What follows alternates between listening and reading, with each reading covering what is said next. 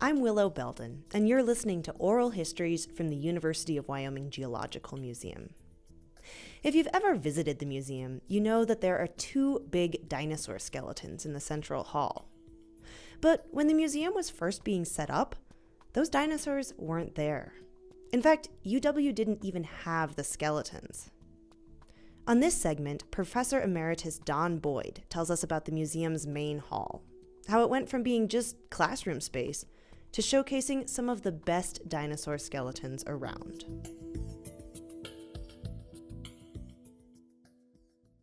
Don Boyd came to Laramie in 1956.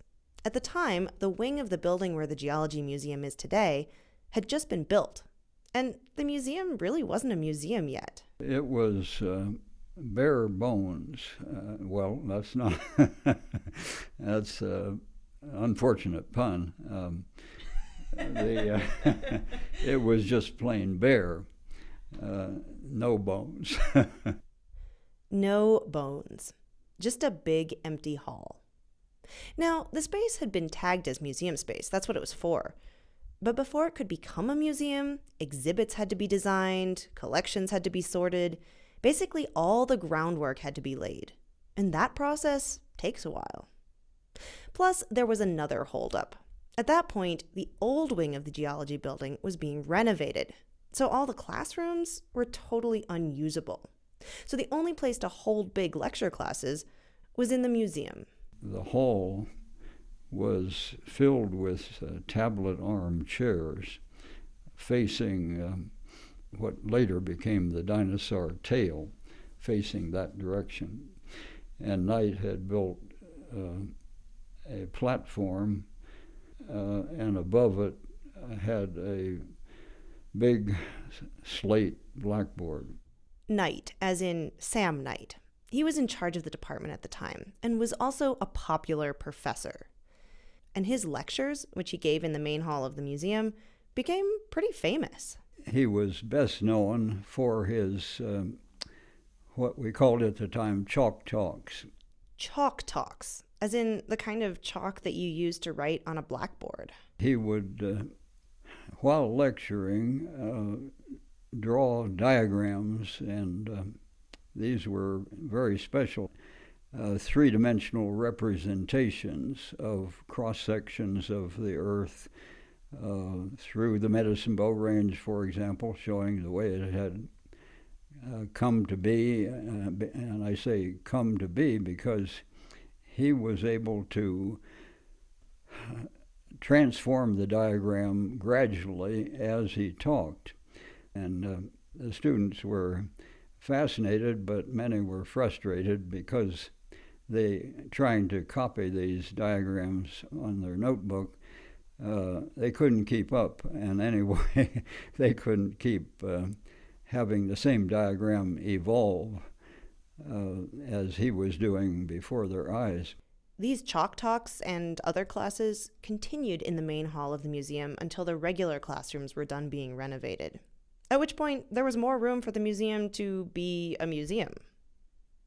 And then, in 1959, a dinosaur arrived. The at that time called Brontosaurus, and then later Apatosaurus, and I'm not sure what the name hasn't changed yet again, but the big guy in the center of the museum. That dinosaur had been discovered in Albany County a long time ago, way back in 1901. But it had been sitting in Pittsburgh for years. That's because the Carnegie Museum had found it.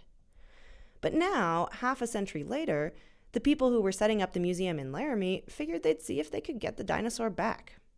Turns out, they were in luck. By that time, the Carnegie Museum had more dinosaurs than they could use.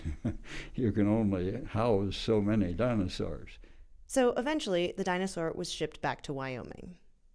Sam Knight took on the task of assembling the skeleton, turning it into an exhibit. It was a monumental task, which took years to complete. And all of it was done right there in the main hall of the museum. As he got the bones out of plaster or whatever, he laid them out trying to form the backbone, tail, and so on, and find where the missing pieces were.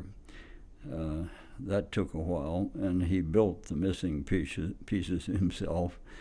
And after he had them all laid out in a long row, then, of course, it was a matter of constructing the iron framework on which the bones would be mounted.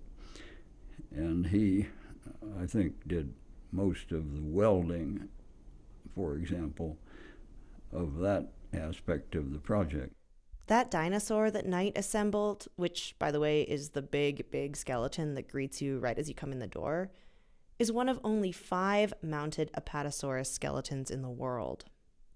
In the 1990s, the cast of another dinosaur, which you probably know as Big Al, joined the Apatosaurus. Today, the museum's Great Hall, which was little more than a cavernous empty room in the 1950s, is filled with carefully reconstructed skeletons representing some of the most important fossil discoveries in Wyoming history. We'll have more on Big Al and the controversy surrounding that skeleton on a future segment.